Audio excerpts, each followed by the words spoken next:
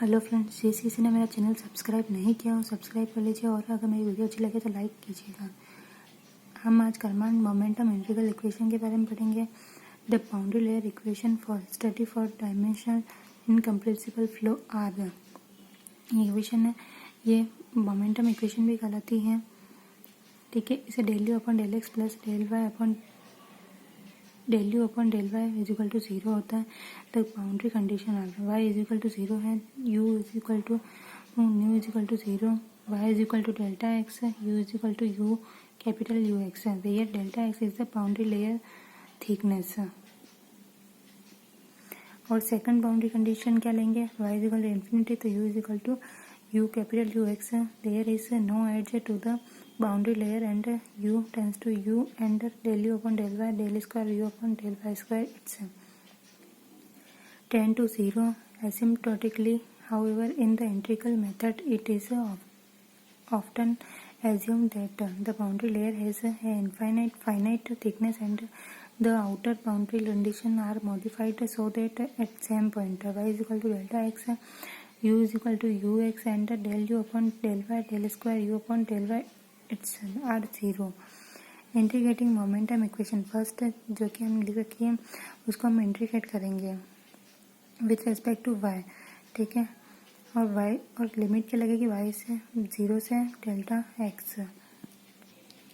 Integrating by parts the second integral are left hand side for we can find 0 से delta nu del u upon del y d y is equal to, इसको हम second part से करेंगे तो हमारे पास ये equation आएगी where the boundary condition third and the equation of continuity have been used on it. ठीक है, and the outer edge of the boundary layer the velocity component nu is not equal to the 0 and order the substitute the value in term of u. We integrate the equation of continuity with respect to y between y is equal to 0 and y is equal to delta x, which gives new y is equal to delta is equal to minus 0 से delta del y upon del x is del y। Fifth and six से हम देखेंगे, fifth and six से देखेंगे कि 0 से delta nu del u upon del y d y is equal to minus u capital u 0 से delta del u upon del x d y plus 0 से delta u del u upon del x d y. Substituting 7 in four हम fourth वाली equation को हम 7 में put करेंगे तो हमारे पास ये वाली इक्वेशन आ जाएगी।